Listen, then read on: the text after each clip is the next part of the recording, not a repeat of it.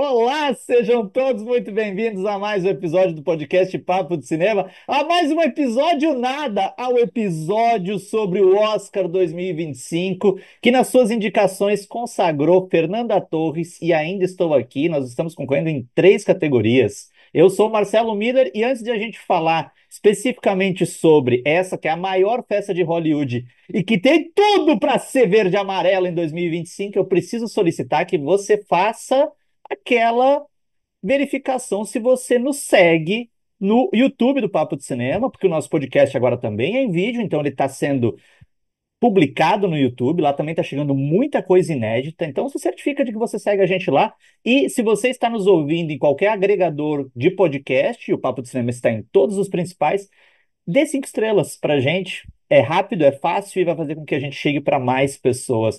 Não é mesmo, Robledo Milani? Essa redação está em festa, ou como diriam os idosos, em polvorosa. Olá, Marcelo. Olá, pessoal que nos acompanha. Aqui é um podcast do Brasil, o podcast Verde e Amarelo, é o podcast do Ainda Estou Aqui, emplacado aí no Oscar 2025. E falando ainda dos recadinhos aí de abertura aí para os nossos ouvintes, gente, por favor, aciona as notificações, porque assim, é tanta coisa que está acontecendo no Oscar. Até tempo atrás era uma edição por semana, a gente está fazendo mais de uma por semana, é muita coisa acontecendo. Então, assim, aciona as notificações para ficar ser avisado cada vez que chega um podcast, um programa novo aqui do Papo de Cinema. Compartilha, manda para seus amigos. O pessoal quer saber, poxa, onde é que eu fico sabendo do Ainda Estou Aqui? Tem chance? O Oscar é aqui no Papo de Cinema. Compartilha, manda, distribui para Deus todo mundo no WhatsApp, no Facebook, no Instagram, no TikTok, no Letterboxd, onde vocês quiser, pode compartilhar que tem Papo de Cinema e tem podcast ali toda semana e às vezes mais de uma vez por semana. E o Papo de Cinema tem uma grande novidade para 2025. Nós temos um hot site especial do Oscar 2025 lá na home do Papo de Cinema. É fácil de você localizar, ou seja, tem um site dentro do site sobre o Oscar com notícias, podcasts, previsões. Daqui a pouco começam a sair os nossos artigos de apostas em cada categoria. Então, se você quiser saber tudo e mais um pouco sobre o Oscar 2025, é aqui com a gente. É aqui no Papo de Cinema. E assim, ó, o passo inicial, então, claro, a gente já tem assistido a muitos dos filmes, né? A gente já gravou vários podcasts, notícias todos os dias aí, a gente tá falando sobre os bastidores, o que tá acontecendo, mas o passo inicial pós-anúncio dos indicados é esse podcast, é esse programa aqui que a gente vai justamente hoje se debruçar. Primeiras impressões, né, Marcelo? Nós vamos fazer outros podcasts agora nos próximos dias e semanas sobre o Oscar, mas agora, assim, aquelas fresco. A gente tá gravando no dia que foram anunciadas as indicações, com esse impacto maravilhoso dessas três indicações pro Ainda Estou Aqui, melhor filme internacional, melhor atriz para Fernanda Torres e melhor filme do ano. Melhor filme do ano, Ainda Estou Aqui. Então, assim, nesses primeiras impressões, o que a gente achou? Como é que tá o cenário agora? Agora a coisa é brincadeira de adulto. Agora não é mais para criança. Agora, como é que vai ser essa disputa aí pela estatueta dourada de Hollywood? A gente vê a lista, né, Robledo? A nossa proposta é o seguinte, a gente já vai abrir aqui para vocês. No primeiro bloco, a gente vai falar mais sobre o Oscar no geral. Nos contendo esse ufanismo verde e amarelo, porque a gente só queria falar de Fernanda Torres e de Ainda Estou Aqui. O segundo bloco, a gente vai fazer, inclusive, uma contextualização histórica da importância dessa indicação, se a gente já teve outras indicações ao Oscar de melhor filme, né? Fernanda Torres e Fernanda Montenegro indicadas, mãe e filha. A gente já teve outras ocasiões em que mães e filhas foram indicadas ao Oscar. Então, no segundo bloco, você não perde por esperar. Mas, Robledo, a primeira coisa que me chama a atenção é, assim, é claro que a gente está muito eufórico com as indicações de Ainda Estou Aqui, da Fernanda Torres, mas Emília Pérez, um filme francês que se passa no México, é o líder de indicações, com 13 indicações. E assim, tu que é o nosso especialista aqui em premiações, e mais especificamente no Oscar, eu não teve alguma, tu lembra assim de cabeça de algum outro ano em que um filme não norte-americano foi líder de indicações, ou que não fosse falado em inglês? Não lembro, Marcelo, não lembro realmente. Nós tivemos, esse é o Oscar 98, né? Então, em 97 anos de história do Oscar, apenas um filme não falado em inglês ganhou o prêmio de melhor filme, que foi o Parasita, né? Mas o Parasita teve 5 indicações, se eu não me engano, foi uma coisa assim, Foi uma cinco, coisa assim. seis, uma coisa assim. Nós tivemos um filme não americano vencedor do Oscar de melhor filme alguns anos antes, que foi O Artista, né? Que é uma produção Sim. francesa. Mas esse aí é a pegadinha, né? O Artista era um filme mudo. Era um filme silencioso, ou seja, eu me lembro que foi muito chocante naquele ano, né? Foi 2010, se eu não me engano, 2011. O artista ganha o prêmio de melhor filme, um filme francês, né? Dirigido por um francês, o Michel Hazanavicius, estrelado por o Jean Dujardin, um ator francês. Só que era um filme que era todo ambientado em Hollywood, né? Não, foi filmado na França, mas era todo caracterizado, a direção de arte, tudo como se fosse em Los Angeles, como se Hollywood, e não era em inglês porque também não era em francês, era mudo. Então, assim, Porque não é, ele não era inglês porque ele não era. exatamente. É mais ou menos, nós vamos falar um pouco mais depois, porque tá todo mundo, tem muita gente falando assim, o Ainda Estou Aqui é o primeiro filme brasileiro a ser indicado ao Oscar, melhor filme. Não é. Mas é o primeiro filme brasileiro falado em português. Então, assim, aí tem uma diferença.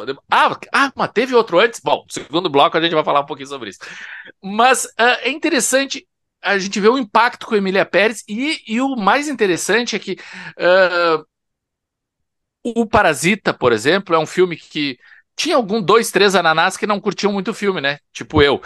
Mas era um filme muito abraçado, eu reconheço isso. As pessoas abraçavam, era um filme assim, que todo mundo se empolgava. O próprio artista foi um filme que chegou com uma grande expectativa, né? O Parasita ganhou Palma de Ouro em Cannes, né? Ganhou o melhor filme. E tem vários outros filmes, quando chegam, assim, filmes estrangeiros que concorreram a melhor filme. Eu me lembro do Drive My Car, eu me lembro, sabe, de outros filmes que chegam assim, o Nada de Novo no Front, o filme alemão, chegam assim com muito impacto. O Emília Pérez é um filme que chega envolto numa controvérsia. Isso eu acho que é uma interessante. Não só é campeão de indicações, 13 indicações, como é um filme, no mínimo, controverso. Eu não quero dizer problemático, porque eu não assisti ainda. Marcelo já assistiu, vai poder falar um pouquinho melhor. Aliás, dos 10 longas indicados a melhor filme, que são os 10 melhores filmes do ano, eu já vi mais da metade, assisti a 6 desses filmes. Mas tem 4 que eu não assisti. E um deles é Emília Pérez, que estreia só 6 de fevereiro. O Marcelo teve a oportunidade de assistir durante o Festival do Rio, que o filme passou durante o Festival do Rio. Então ele vai poder falar um pouquinho mais. Mas ainda temos Um Completo Desconhecido, Nickel Boys e O Brutalista, né? Tem mais 3 ainda aí que também tudo previsão para chegar aos cinemas e ao Brasil durante o mês de fevereiro, antes do Oscar. Então é bem provável que antes do dia 2 de março a gente já tenha assistido a todo. Mas é um ano muito atípico, eu confesso, concordo contigo. É um ano muito atípico, a gente não sabe o que esperar. É impressionante como a gente tem um campeão de indicações que pode ser óbvio que é ele que vai ganhar o melhor filme, mas por outro lado pode ser tão absurdo, né? Porque não tem nada das características óbvias. É um musical, é francês, é falado em espanhol, ou seja, é controverso, é polêmico, tem um monte de gente reclamando do filme. É impressionante que Emília Pérez tem um número de admiradores e gente que aplaude quase tão expressivo quanto gente que está detratores do filme, né? Que estão atacando, que estão apontando problemas e tal no filme. Então, assim, nós vamos fazer um podcast específico sobre Emília Pérez aí nos dias, então fiquem ligados aqui no Papo de Cinema. Mas enquanto isso, a gente vê assim, é um cenário muito embolado. Daí os dois filmes que vêm em seguida, ambos com 10 indicações, é O Brutalista e o Wicked. Que nenhum tem cara de óbvio também. Brutalista é um filme de quase 4 horas, gente. Sabe, quem é que assiste? A Entertainment Weekly fez uma matéria sobre as pessoas que estavam votando Brutalista. A maioria dizia que votava sem ter visto o filme até o final, porque não aguentava a terminar de assistir o filme. Então, assim, votar para indicação é uma coisa mais descompromissada mesmo. Agora, votar para vencer já fica mais complicado. E o Wicked é um filme que não tem fim. Começa por aí, gente. É só a parte 1. O filme só vai ser encerrado. Gostando ou não do filme, eu me lembro do episódio do Senhor dos Anéis, que os 3 foram indicados a melhor filme. Uma Jornada, a Sociedade do Anel, As Duas Torres e O Retorno do Rei. Tanto a Sociedade do Anel quanto As Duas Torres, os 2 primeiros episódios, o grande problema era esse. Tá, mas é um filme que não termina. É maravilhoso, mas não, cadê a conclusão? Vamos esperar pro terceiro. Então, assim, eu acho que o impacto do Wicked talvez seja maior na parte 2, que vai estrear no final de 2025. Ou seja, tá muito embolado esse meio de campo. Quem vai ganhar, tá difícil ainda de apontar favorito. O que me leva a nutrir aquela esperança gostosa que no meio de tantos filmes e não tem nenhum grande. Ainda estou aqui, será que pode ganhar o Oscar de. Se ganhar o Oscar de melhor filme, eu já estou avisando aqui no Papo de Cinema. Segunda no trabalho. que é cachaça na madrugada até lá umas 10 horas da manhã, né? É só não Bom, atender o telefone. segunda. Aliás, fica a dica para você aí na segunda-feira, é só não atender o telefone. Será segunda-feira de carnaval, inclusive, né? Metade do Brasil já estará embriagado mesmo, né? Olha que cena É, bonita, todo é. mundo de fantasia de carnaval no seu boteco favorito de madrugada, vendo o Oscar ao vivo e torcendo como se fosse uma Copa do Mundo. Agora, falando do Emília Pérez, a gente vem acompanhando aí as polêmicas sobre o filme, e eu acho que tem muitas coisas muito interessantes que têm se falado sobre o filme, sobre a representação trans. Aliás, uma coisa histórica, a Carla Sofia Gascon é a primeira atriz transexual a ser indicada ao Oscar de melhor atriz, e isso é uma coisa muito legal e que deve ser comemorada. Mas, ao mesmo tempo, eu tenho visto muita gente, Robledo, falando mal do Emília Pérez sem ter assistido ao filme. E aí, assim, gente, é muito difícil. Eu tô sendo legal. É impossível falar bem ou mal de um filme sem tê-lo assistido.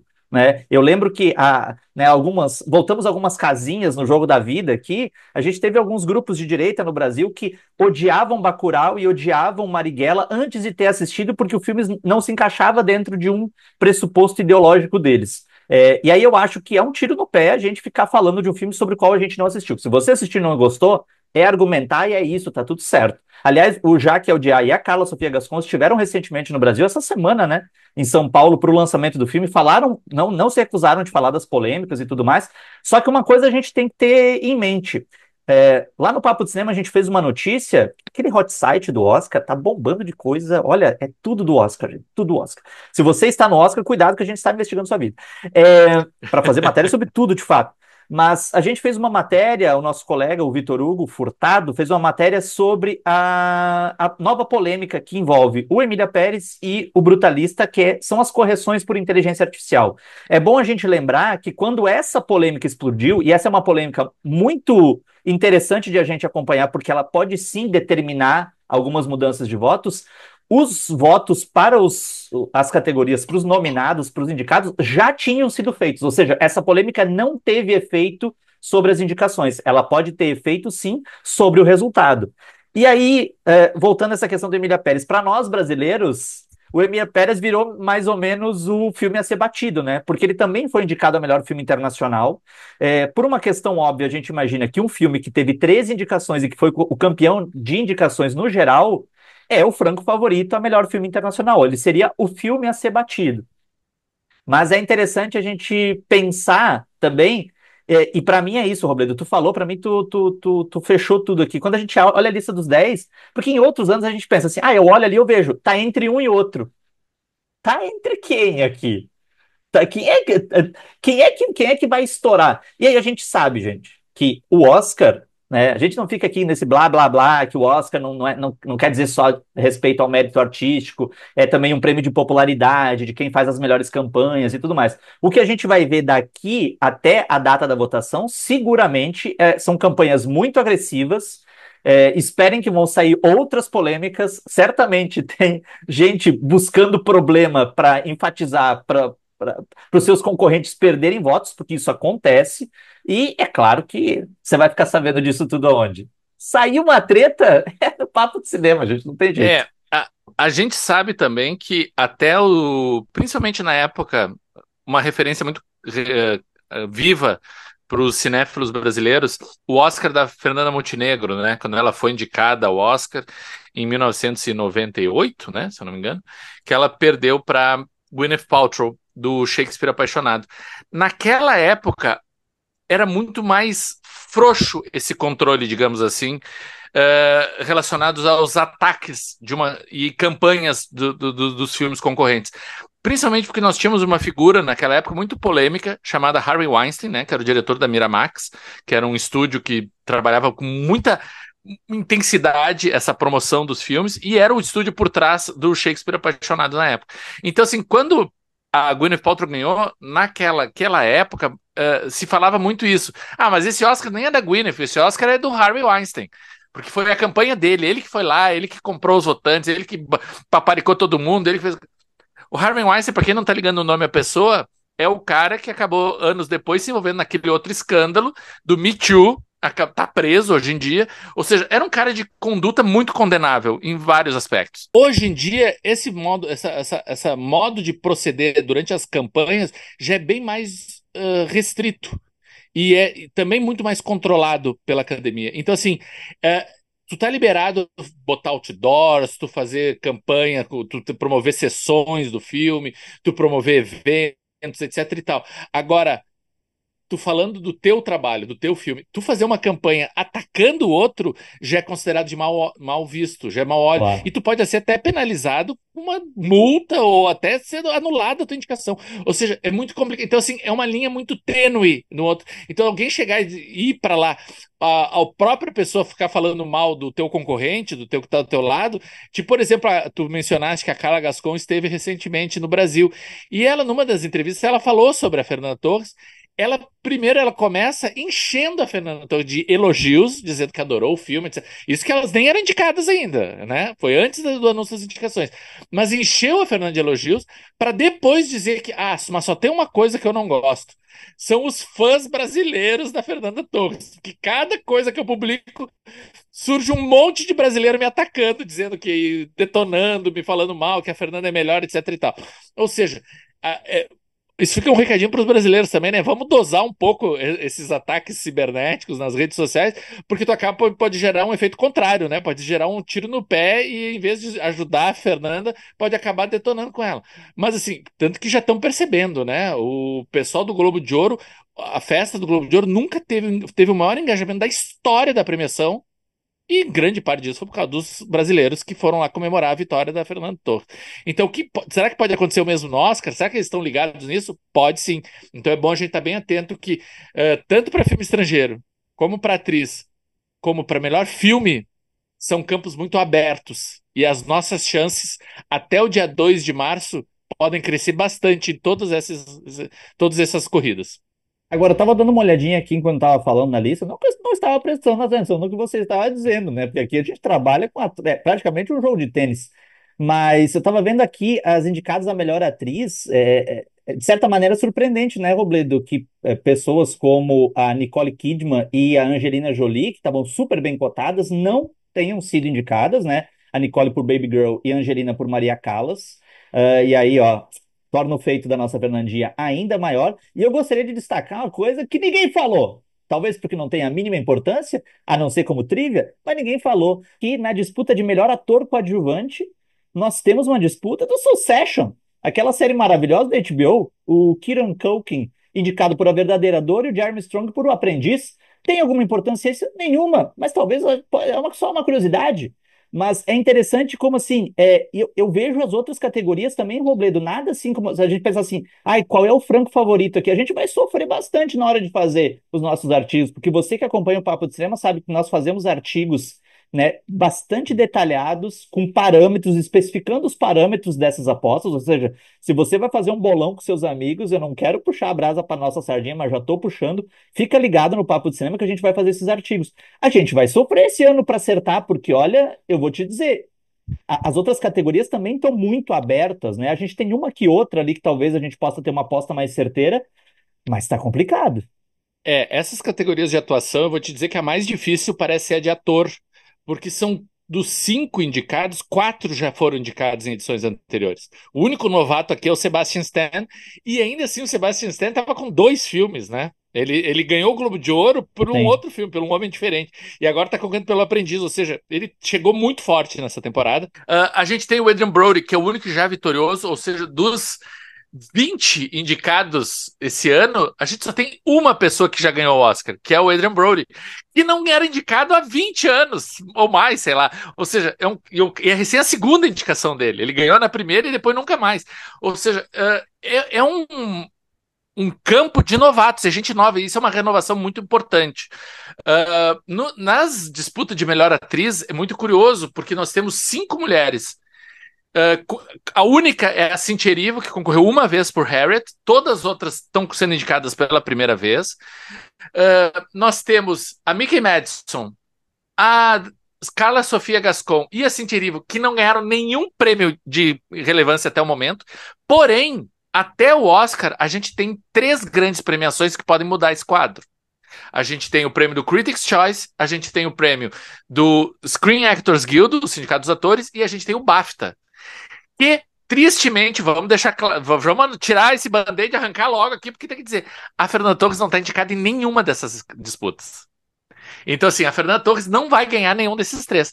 Se esses três forem os três para Mickey Madison, por exemplo, se os três forem para Demi Moore, se os três forem para Kylie, chega no Oscar como favorito. Daí a gente já tem um cenário mais definido. Tem. Agora, se cada um for para um lado, sabe? Se a Carla Gasson ganha o Critics' Choice, a Demi Moore ganha o SAG, a Cynthia Erivo ganha o BAFTA, ou seja, cada um for para um lado, continua embolado. Então esse quadro realmente tá estranho. Tu falou de ator coadjuvante, a gente só tem também o Edward Norton, que já teve indicações anteriores e nunca ganhou, ou seja, tudo novato, e a gente tem assim o Yura Borisov, né, que é um ator que está praticamente estreando no cinema hollywoodiano, um ator russo, né, fazendo seus primeiros papéis, e a gente tem o Guy Pearce, que é um cara que está 30 anos, né, fazendo cinema lá, e finalmente conseguiu sua primeira indicação. Fora essa disputa do sucesso que tu mencionaste também. Então, assim, tá um quadro mais interessante. E de atriz coadjuvante, eu acho que de todas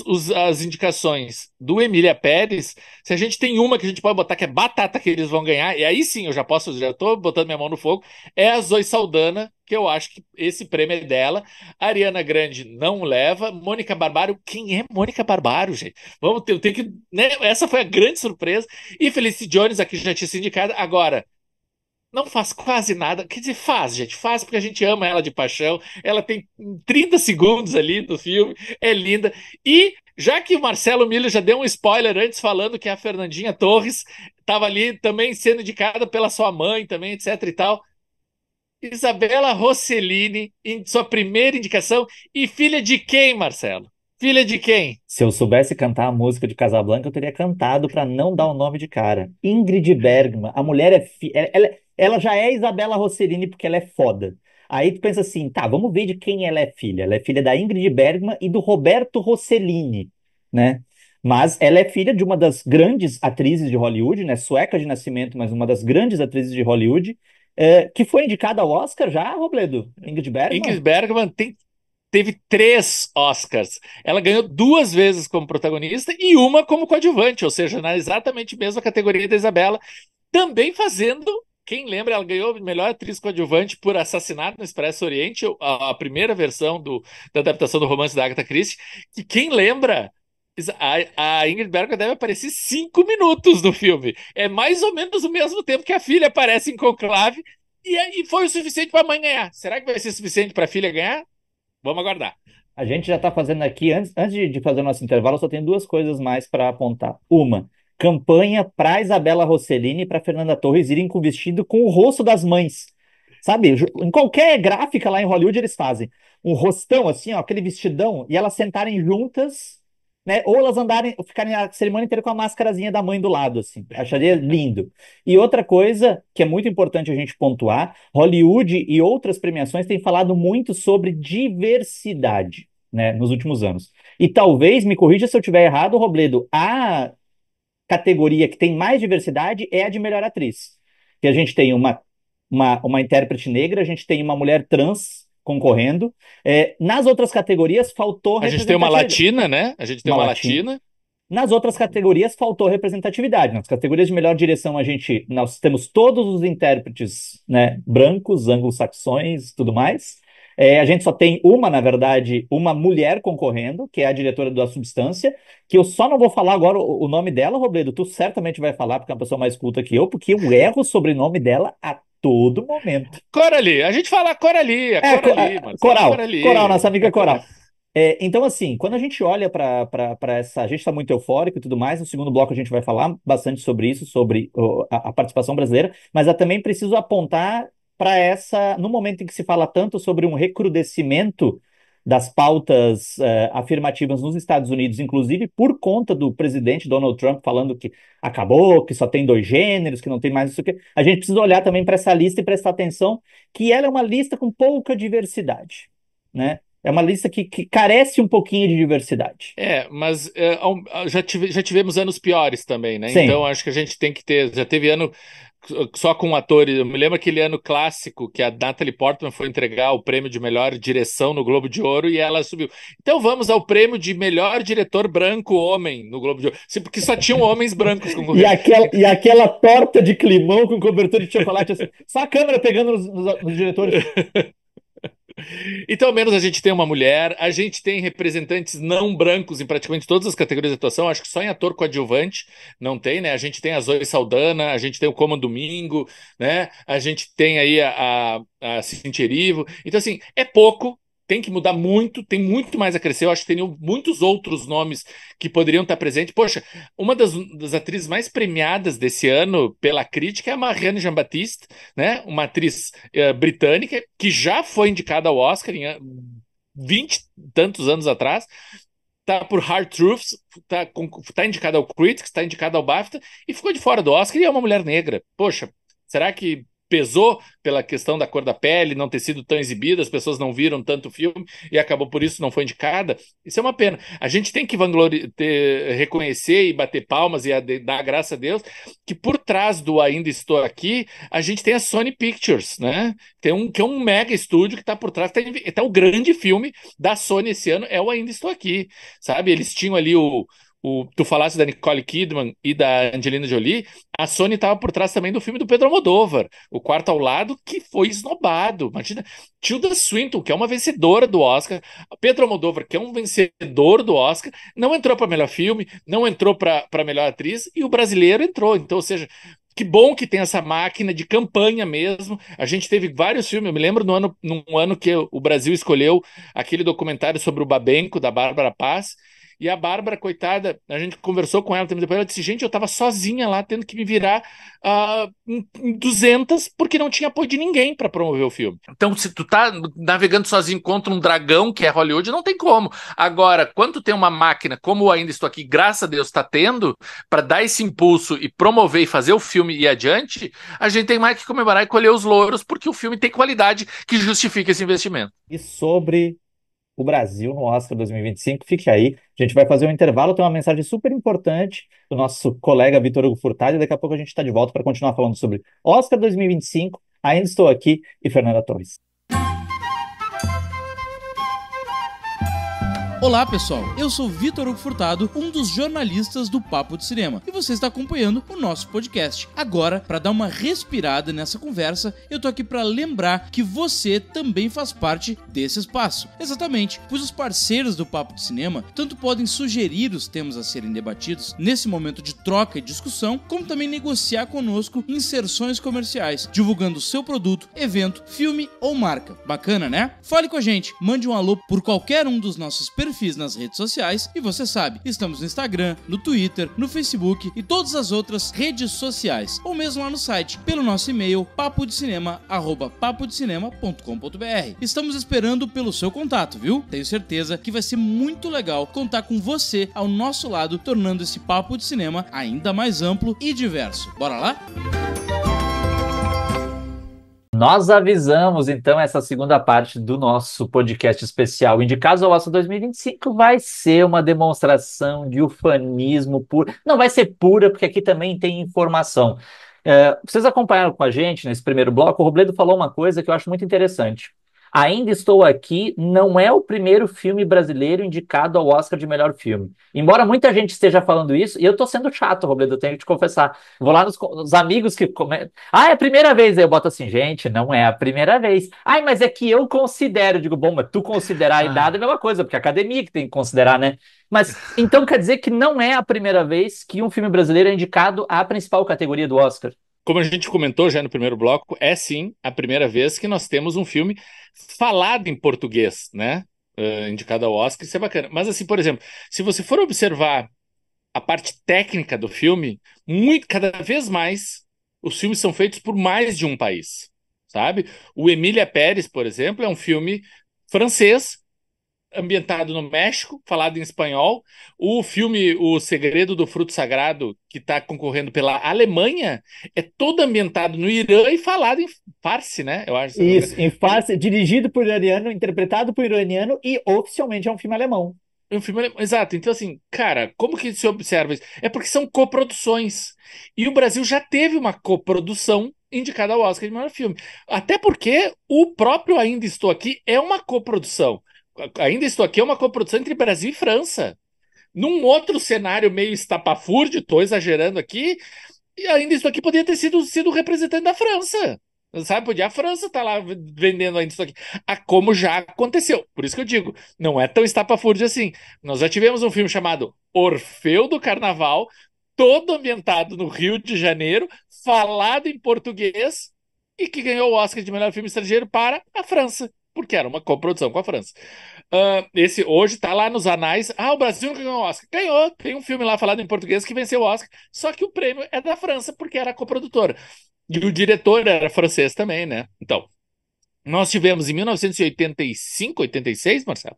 Esses números também de bola, vocês podem pesquisar aí. Mas nós tivemos um filme dirigido por Héctor Babenco, um cineasta nascido na Argentina, mas naturalizado brasileiro, ou seja, era um cidadão brasileiro, que dirigiu um longa chamado O Beijo da Mulher-Aranha. Um filme com Sônia Braga, com Milton Gonçalves, tinha um elenco brasileiro e tal, e que foi indicado a melhor filme e direção. Ganhou o prêmio de melhor ator.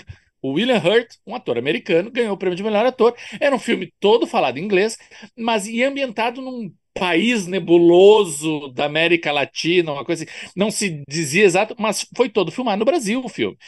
Ou seja, era um diretor brasileiro, com um filme brasileiro, com um elenco, grande parte brasileiro, que estava lá no Oscar indicado a melhor filme.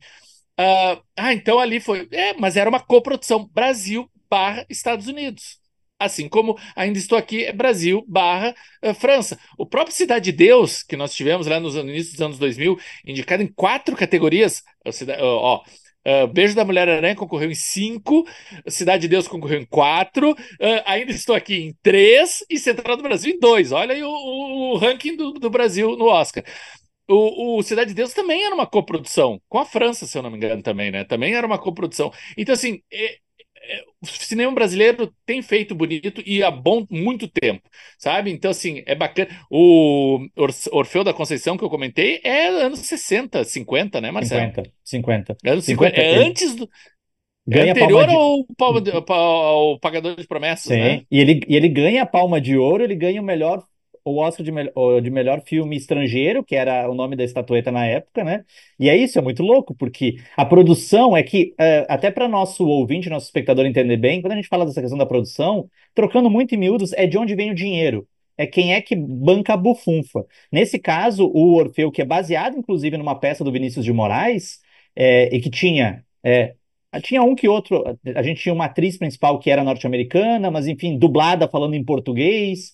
Se passava numa favela carioca, no carnaval carioca e tudo mais. Mas de onde que vinha a grana? O grosso da grana vinha da França, né? Vinha, então, o filme foi francês. No caso do Beijo da Mulher-Aranha, no Frigir dos Ovos, se a gente pensar esteticamente, né, do ponto de vista artístico, é uma produção muito mais brasileira do que norte-americana, mesmo que seja falado em inglês. Só que de onde vem o grosso do dinheiro? Dos Estados Unidos. Por isso que, para todos os efeitos de premiação, ele é considerado uma produção norte-americana. No caso, por exemplo, tu falou do filme iraniano, da Semente do Fruto Sagrado, é uma situação, inclusive, ainda mais atípica, porque a gente tem um cineasta que foi proibido de filmar no seu país, que filmou clandestinamente com financiamento alemão, ou seja, o filme é da Alemanha. Aliás, quando a gente fala, né, Robledo, falamos muito aqui também de streaming e tudo mais, muitas produções que são feitas no Brasil, com dinheiro, né, com atores brasileiros, diretores brasileiros, mas que têm dinheiro estrangeiro, elas não são, no fim das contas, produções brasileiras, elas são oficialmente É, produções de outro país, né? Mas é exato. interessante a gente pensar o seguinte, o feito do Ainda Estou Aqui é gigantesco, gente. Porque o Oscar, historicamente, tem uma dificuldade, né? O Oscar a gente tem que sempre colocar esse parâmetro. O Oscar é uma premiação da principal indústria de cinema do mundo, que é a indústria norte-americana. A gente tem um filme, é claro que tem uma comunidade latina muito grande nos Estados Unidos, o que favorece filmes, por exemplo, falados em espanhol, que geralmente a comunidade latina nos Estados Unidos, o grosso dessa comunidade latina é uma comunidade hispânica. O que acontece com o feito do Ainda Estou Aqui é porque é uma história falada em português, né? Ou seja, os norte-americanos tiveram que ver dubladinho e ouvindo a nossa língua. Então, é claro que a gente não está aqui querendo jogar água no chope de quem está celebrando o ineditismo. A gente só está querendo colocar o pingo nos is. Que oficialmente o Brasil já teve uma produção indicada, mas não em português, e é claro que se. Eu já tô aqui, Robledo. Eu chego até às vezes me perder na coisa, porque eu já tô pensando o que que eu vou fazer se esse filme ganhar o Oscar de melhor filme, tipo Parasita fez. É caso Bom, de. E uma coisa, aliás, só antes de devolver a palavra para o Robledo, eu vi um meme maravilhoso que diz assim: talvez seja o momento da gente pegar as torcidas organizadas do Corinthians e do Atlético Mineiro, a Galoucura e a Gaviões da Fiel, e mandá-las terem uma conversinha muito séria com os votantes do Oscar, né? Só para trocar uma ideia para ver qual é o termômetro. O termômetro quem tira são as torcidas organizadas do futebol brasileiro. eu acho, como a gente falou bastante já no primeiro bloco, tá bem bolada a situação do Oscar, na categoria de melhor filme. E surpresas podem acontecer, né? Nós tivemos Sim. aí o Spotlight ou o Coda, sabe? Filmes que eram muito pequenos, filmes que foram indicados em duas, três categorias só, e no final levaram o melhor filme, derrotando os campeões de indicações daqueles anos. Ou seja, surpresas podem acontecer. E dei dois exemplos dos últimos 10 anos só. Não peguei exemplo de décadas atrás, peguei exemplos mais recentes. Agora vamos falar da categoria de melhor filme internacional, Marcelo. Porque o último filme brasileiro a ser indicado nessa categoria foi Central do Brasil. Essa é a quinta indicação do Brasil em filme internacional. Já tivemos O Pagador de Promessas, O Quatrilho, O Que É Isso, Companheiro e Central do Brasil. E agora Ainda Estou Aqui. É o quinto filme brasileiro. Já tivemos ali o Abril Despedaçado, ficou no shortlist. O Ano que Meus Pais Saíram de Férias, foi a última vez, aliás, que ficamos no shortlist. Teve filmes assim que chegaram fortes, que a gente achava, tipo, Que Horas Ela Volta foi premiado em Sundance, A Vida Invisível foi premiado em Cannes e indicado ao Spirit. Tinha momentos assim, será que vai? Será que vai? E acabava morrendo na praia. O Ainda Estou Aqui não, foi até o fim, tá lá indicado, é a quinta vez. Mas nós temos 5 indicados. Tu sabe quais são os 5 indicados, Marcelo? Mas é claro que eu sei quais são os 5 indicados, Roberto. Nesse momento, por exemplo, eu estou falando aqui, estou usando toda a minha eloquência para, numa segunda tela, buscar a lista dos 5 indicados para não me contradizer, né? Primeiro de tudo, que a gente tem ainda estou aqui, né? I'm still here. Aliás, anota aí, I'm still here, porque quando a gente fica aqui, ó, esperando, fechando o olhinho na hora do anúncio, a gente fica esperando alguém dizer assim: ainda estou aqui. Aí ele vai dizer, I'm still here. Ah, filha da puta, não ganhou. Ganhou sim, gente. Então, ó, vamos pensar, o título em inglês, I'm still here. Ainda estou aqui. A Garota da Agulha, da Dinamarca, o filme Não. que chega, né, em breve aí, direto em streaming no Brasil, né, não vai passar pelos cinemas, até onde eu sei. Nós É, temos já no Papo de Cinema uma matéria, tá já sendo publicada, com todas as indicações de estreias e os filmes que estão nos streaming. Então tem esse guia lá no Papo de Cinema, vocês podem seguir por ali também. Emília Pérez, que chega no dia 6, né, aos cinemas Representante da brasileiros. França. A Semente do Fruto Sagrado, que já está em cartaz, né? E o Flow, que é a animação, que é o representante da Letônia, né? Que todo mundo fala maravilhas, eu ainda não vi, acho que o Robledo também ainda não viu, a gente não conseguiu assistir aqui no papo, mas todo mundo diz que é um filme muito lindo. Mas foda-se, né? Porque o que a gente quer que ganhe é o brasileiro. Ah, é lindo esse filme. Ah, não tem importância. Marcelo, qual é o teu favorito desses 5? Não tem a mínima importância nesse momento. O que tem importância é a nossa torcida para o filme brasileiro ganhar. Ah, mas eu quero saber. Não, deixe de ser curioso, né? Qual é o O meu Marcelo, favorito? gente, só entre nós, o Marcelo é apaixonado por esse alemão barra iraniano. Um filme que me trancou aqui na garganta, eu não consegui engolir, mas o Marcelo ama esse filme. Estou sendo difamado aqui pelo meu próprio chefe. Isso aqui tá errado. Isso aqui, olha, eu nem sei. Que filme é esse, alemão? Nem sei, Robledo, que filme é esse. Eu só sei de Ainda Estou Aqui. É claro que a gente aqui, gente, está brincando sobre isso, mas a torcida é muito grande para que o Ainda Estou Aqui ganhe. Eu vou te dizer, Robledo, num total achismo, a gente tem muitas coisas que vão acontecendo dia a dia e que vão mudando esse panorama, né? Mas talvez talvez não. A nossa grande pedra no sapato nessa categoria seja o Emília Pérez, né? Não dá pra gente É, descartar o fato de que tem um filme que é o campeão geral de indicações e que concorre com a gente, né? Quando o Central do Brasil foi indicado ao Oscar, ele concorreu junto com, entre outros, A Vida é Bela, um filme italiano, né, do Roberto Benigni, que concorria a melhor filme também. Concorreu a melhor filme e melhor filme internacional, em língua estrangeira na época. Naquela situação, 20 e tantos anos atrás, era tão raro isso acontecer que quando um filme conseguia essas duas indicações, já era batata, que ia ganhar ao menos Sim. a categoria de filme internacional. A gente já sabia, tá, não tem chance para Central do Brasil, já que o Vida é Bela tá nas duas, é o Vida é Bela que vai levar essa. Esse ano, o Emília Pérez está nas duas, mas o Ainda Estou Aqui também está nas duas. Ainda estou Então aqui tem, nas duas categorias. e além disso, o Flow que tu mencionaste também está em duas categorias. Está concorrendo a melhor filme estrangeiro pela Letônia. Eu nem sei se a Letônia já tinha sido indicada ao Oscar antes. E em melhor animação, melhor longa de animação. Concorre em duas categorias. Ou seja, dos 5 indicados, 3 disputam mais de uma indicação. O Garota da Agulha, da Dinamarca, e o Segredo do Fruto Sagrado da Alemanha estão indicados só aqui. Então, eu acho que de cara a gente sabe que esses dois estão em desvantagem. Eles já ficam comendo poeira, já vão ali para a lanterna. Então, a disputa está entre esses três. Mas o Emília Pérez, como tu disseste, é campeão de indicações, é ele que vai ganhar. Mas será? Mas será? Porque o Parasita, que concorreu nos dois, a gente tudo faz previsões para o futuro olhando para o passado. É sempre assim, né, gente? Então, assim, o Parasita ganhou nas duas categorias de fato. Ganhou filme internacional e ganhou o melhor filme. Só que o Parasita era meio que, como eu disse antes, uma consagração. Ninguém reclamava do filme. O Emília Pérez, não. O A Emília não Pérez tem ser muita a não gente ser o reclamando. Robledo, que reclamava do filme. Vá lá no Papo de Cinema. Você ficou curioso? Vá lá no Papo de Cinema e veja a crítica. É a única crítica da internet brasileira que dá menos da metade da cotação para o filme. Mas assim, só entre nós, ninguém tá ouvindo a gente, tá tudo. Ele nem tá ouvindo, deve estar fazendo outra coisa. Oscar, a gente fica pensando em muitas coisas. Mas dá uma olhadinha lá. Ficou curioso? Vai lá ler, vai lá ler. Lê a crítica do Parasita e depois lê a crítica do Segredo do Fruto Sagrado aí pra ver A semente! a semente do fruto sagrado. Mas enfim, eu acho que Emília Pérez tem muitas chances, sim, mas não nas duas categorias. Eu acho que pode dar um split, uma divisão de Sim. ou o Brasil ganha em filme estrangeiro internacional ou ganha melhor filme e sabe, eu acho que pode acontecer alguma coisa e abrir um espaço, pode até acontecer do Emília Pérez não ganhar nenhuma das duas justamente por essa divisão de votos, sabe, então assim, pode ficar, e o Flow, muito provável, vai ganhar longa de animação, acho que ele também tem uma disputa acirrada ali com Divertidamente 2, que é a maior bilheteria do ano, e com o Robô Selvagem, que teve 2, 3 indicações, e Robô Selvagem é o meu favorito, eu não vi Flow ainda, mas Robô Selvagem é lindo. Então, assim, tá meio embolado ali a animação, mas Flow tem muitas chances lá. Aqui em filme internacional, a briga é mesmo entre Ainda Estou Aqui e Emília Pérez. E eu vou arriscar.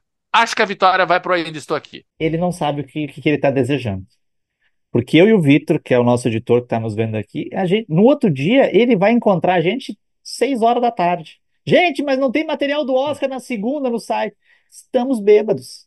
Estamos jogados, caídos na sarjeta com cachorros lambendo o resto da nossa dignidade, a baba do nosso rosto, de tanto que a gente vai beber se isso acontecer. Mas brincadeiras à parte, de fato, né, no cenário mais imediato a gente pensa, Emília Pérez é o franco favorito.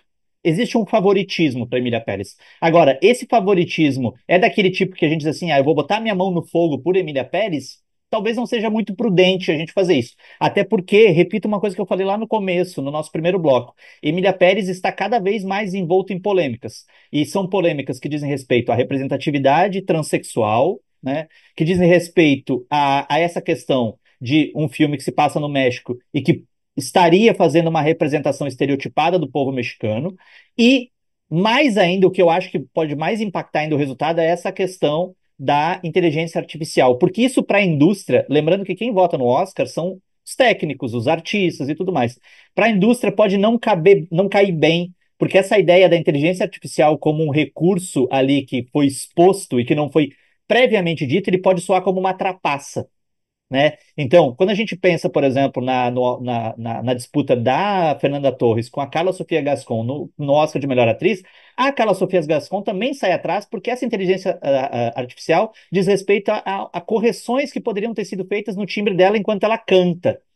E E assim, vocês vão vamos dizer, pensar. mas isso não influencia na interpretação dela, mas lança uma nuvem de desconfiança. Então, assim, eu acho que Hollywood não vai comprar, não vai passar em brancas nuvens essa coisa. Vai parecer como uma trapaça, e aí Emília Pérez não ganha nada, indicada a 13 categorias, não ganha nada. Ainda Estou Aqui ganha melhor filme internacional e Fernanda Torres, e é isso, feriado, e a gente volta a trabalhar só em junho. Gente, esse é um ano de muitas polêmicas realmente no Oscar, né? Tem essa questão aí do filme alemão, que eu falei, que de alemão não tem nada. Tem essa questão do Emília Pérez, essa questão da inteligência artificial que o Marcelo está comentando, respingou no Brutalista também. Aliás, começa no Brutalista e respinga no Emília Pérez. E teve uma polêmica também do Anora, né? A gente não pode esquecer também que teve toda uma questão de preservar a intimidade dos artistas, tudo desde a questão do Me Too que a gente veio falando, e a Mickey Madison, a protagonista do Anora, disse, não, eu não quero saber nada disso, vamos fazer do jeito mais roots, né, mais raiz Old, mesmo, assim. old school. Old school. E isso gerou um desconforto muito grande, porque é uma conquista que tinha sido. Muita gente batalhou muito para alcançar esse posto, esse direito, e ela simplesmente desprezou esse retorno. Que é ter um coordenador de intimidade no set, de preservar, sabe, certos abusos, certos assédios, certos avanços, né, dos seus colegas de elenco, de diretores, e ela simplesmente abriu mão disso tudo e gerou um burburinho desnecessário em relação ao filme. Tanto é que a gente viu a Nora ganhando muitos prêmios da crítica, e quando chegou o Globo de Ouro, saiu de mão abanando, não ganhou nada. Sim. Então, será que isso pode prejudicar a Mickey Madison? Será que isso pode prejudicar a Carla Sofia Gascon? Será que isso pode prejudicar, como eu já falei antes, a Cynthia Erivo, porque é um filme que não tem final, Wicked? O que sobra, gente? Sobra Fernanda Torres e Demi Moore, as duas, aliás, que ganharam o Globo de Ouro. O duelo é esse. A melhor, as duas favoritas. Essa é a grande diferença de 2025 para 1998, sei lá, quando foi a Fernanda Torres. A Fernanda Montenegro, aliás. Quando foi a Fernanda Montenegro indicada por Central do Brasil. Naquele ano, a Fernanda Torres era o azarão, era a última das 5 indicadas. Ela não tinha a menor chance. Era a primeira vez que uma latina era indicada, ninguém sabia falar o nome dela direito e tal. A Fernanda Torres tá indo em programa de entrevista, tá dando. As pessoas estão vendo o filme tá com nota altíssima no Rotten Tomatoes, sabe? As pessoas indicada melhor filme, sabe? As pessoas estão num momento de muita querer o Ainda Estou Aqui. E a Fernanda Torres é drama, que é muito mais fácil acesso para uma comunidade, diferente do A Substância, que é um filme de terror, que é um filme meio escatológico, com nojeira, com agressões. Tem muita gente que não vai ver a Substância até o final, por mais genial que seja. Eu gosto da Substância mais que o Marcelo, adoro a Substância. Mas Ainda Estou Aqui é um filme mais aprazível, mais fácil, mais acessível, digamos assim. Então, eu vou dizer que essa disputa de melhor atriz tá bem intensa, e assim como tivemos a Isabella Rossellini cumprindo o passo da sua mãe, Ingrid Bergman, e outros casos que a gente teve, eu me lembro da Laura Dern, que ganhou, sendo que a Diane Ladd, sua mãe, tinha sido indicada, da Liza Minnelli, que ganhou, e a Judy, né? Garland. Judy Garland tinha sido indicada também. Ou seja, as filhas estão cumprindo as metas dos pais. Olha só. Tem mais aqui, Uh, uh, Robledo, porque eu tô com a colinha, desculpa te interromper, mas Lança aí. Goldie Hawn e Kate Hudson, as duas foram indicadas, mãe e filha, tô aqui com cola. Aqui, você acha que eu decoro? Não decoro Ó, porcaria nenhuma. as duas como Janet, coadjuvante, né? As duas como coadjuvante. E quem ganhou aí nesse caso foi a Goldie Hawn, como melhor atriz coadjuvante. e Janet Leigh e Jamie Lee Curtis, né? Mãe e filha, Janet Leigh da famosa cena do chuveiro de Psicose e a Jamie Lee Curtis que ganhou, né, recentemente por Tudo em Todo Lugar ao Mesmo Tempo, como coadjuvante também. E esse eu acho muito bonito que nesse ano a gente tenha duas acontecendo, né? É. Fernanda Torres repetindo os passos da Fernanda Montenegro e a Isabella Rossellini repetindo os passos da Ingrid Bergman. É muito bonito ver isso acontecendo, né? Mas E é uma trivia bacana, é bacana, mas assim, na categoria principal mesmo, eu acho que só mesmo foi a Judy Garland com a Liza Minnelli, a filha ganhou, Vamos ver então agora a Fernanda Torres repetindo os passos da Som e Fernando Montenegro e Fernanda Torres ganhando. Aqui, ó, a gente tá muito na torcida e o cinema brasileiro realmente tem chances reais e concretas de vitórias no Oscar 2025. Falaram mal do cinema brasileiro, inclusive em outros governos. A gente continua vivo, a gente ainda está aqui. Aliás, destacar que esse é um filme muito importante, porque fala sobre um período muito nefasto da nossa história, né? Sobre a luta da dona Eunice Paiva para manter uma família de pé quando o marido dela, o ex-deputado Rubens Paiva, foi levado pelos agentes da ditadura militar que desgovernou o Brasil de 64 até 85. Então, além de tudo, é um filme muito importante porque é isso, né, Robledo? É olhar para o passado para a gente não fazer a mesma coisa no futuro. Então, além dos méritos cinematográficos, é um filme que tem também essa importância. Não temos nenhuma polêmica. Olha só, gente, isso aqui é currículo. Não temos nenhuma polêmica enchendo o saco, né? Só pessoas, né, bonitas e sinceras fazendo filme, né? Walter Salles, nosso bilionário favorito, né? Ali fazendo toda essa da campanha. E também a gente tem que saudar, brincadeiras à parte também, a inteligência e a capacidade do Walter Salles de entender o mecanismo da temporada de premiações norte-americana, e isso foi muito importante no fim dos anos 90 para consolidar a retomada do cinema brasileiro depois da quebradeira do governo Collor, mas a indicação, as indicações, né, porque a gente tem 5 indicações ao Oscar de melhor filme estrangeiro, internacional, e 3 delas aconteceram nos anos 90, né, o Quatrilho, Que é Isso, Companheiro, e Central do Brasil.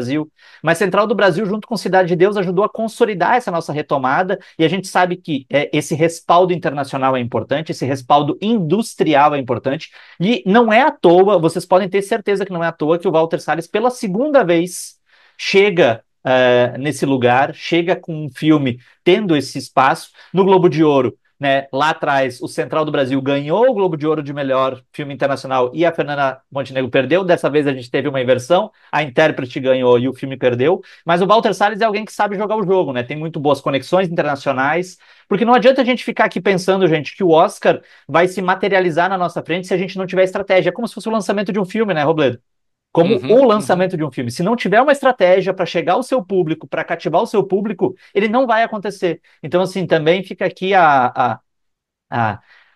o elogio à capacidade que o Walter Salles tem de manobrar ali nas engrenagens hollywoodianas. E, gente, a maratona do Oscar tá só começando, sabe? Então a gente, como o Marcelo já anunciou, a gente tá com um hot site especial no Papo de Cinema. Nós vamos ter matérias de apostas de todas as 23 categorias. A gente tem todos os filmes indicados, com críticas de cada um dos longas, matérias sobre os curtas. Nós vamos ter podcasts de praticamente todos os filmes nas categorias principais. Então, assim, tem muita coisa, notícias diárias sobre os bastidores do Oscar, bastidores da premiação, polêmicas, novidades, o que está acontecendo. Então, assim, outras premiações. Então, assim, fiquem ligados, tá tudo sobre o Oscar 2025. Tá no Papo de Cinema e vem muito mais ainda por aí até o dia 2 de março. Fiquem ligados.